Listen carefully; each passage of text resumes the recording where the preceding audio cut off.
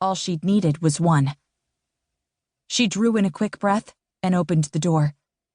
Bitter cold whipped around her, sending snow into the small dwelling and stinging her cheeks. Her throat constricted. For a moment, she reconsidered her decision, but she had no real options. She repositioned the wool blanket to cover her face, all except for her eyes, and pulled the comforter tighter around the other blankets. The layers would keep her warm but slow her down. The men had shoveled the snow away from the door so they could venture to their snowmobiles to fetch the man behind their abduction. Now, she would use the cleared path for her escape, though no snowmobile waited to carry her away to safety. She'd have to depend on her own 2 legs. She took a step, then another, and another.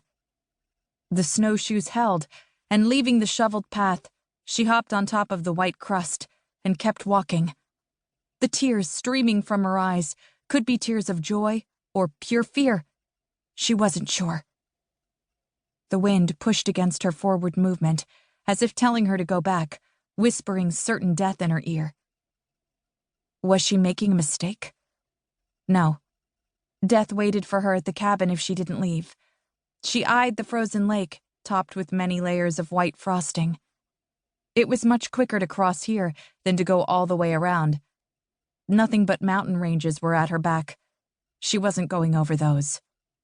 She wouldn't make it around the lake before dark. Maybe not even across it.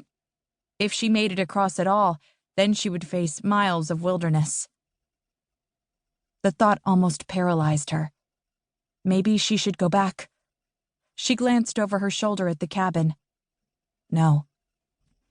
Her only hope was out there. Another dwelling, a hunter, a snowmobiler, a forest ranger, even a forest road. Someone else was out there. Earlier in the day, she'd heard rifle fire, a snowmobile, another ounce of hope. Her kidnapper didn't realize her drive to live. She took one step after another, willing herself to keep moving, willing herself to survive. Unfortunately, with the deep snow, she couldn't be sure what she was stepping on. March could warm the ice beneath the snow cover, creating treacherous breaks. She plodded on, gasping for breath with each lumbering step. A half hour, an hour, her movements kept her warm. If she stopped, she would die. She had to keep moving until she found shelter or help.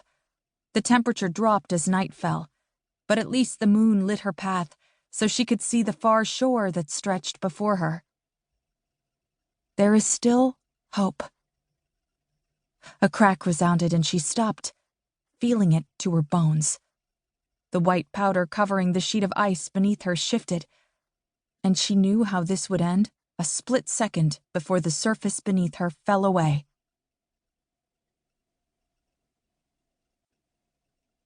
Chapter 1. 2 days earlier. Tuesday, 8:43 a.m. Denver, Colorado. Dread warred with hope as Rae Burke shivered in the cold outside on the porch. The curtains remained drawn at the quaint home that her brother Alan shared with his wife Zoe and their adorable 4-year-old daughter, Callie. Rae knocked again, and a moment later the door cracked open enough for her to slip inside the dark house. Her brother remained in the shadows. She flipped on lights without asking permission. Better. Now the home had become warm and cozy. Nothing seemed amiss except for her brother, the consummate professional. She'd rarely seen him in sweats. Rae dropped her purse on the foyer table and shrugged out of her coat. She paused to take a long look at him. Bloodshot eyes stared at her from an unshaven face. You couldn't sleep. Parsing his lips, he shook his head. Of course not. How could I? Oh, Alan. She hugged him like only a sister could. Keeping a hold on his arms, she took a step back. I'm assuming you called the police? He shook her off and rubbed his neck. Yes, I called them. Of course they wanted to know if we'd had an argument or if this was unusual behavior for her. He gave Rae a knowing look.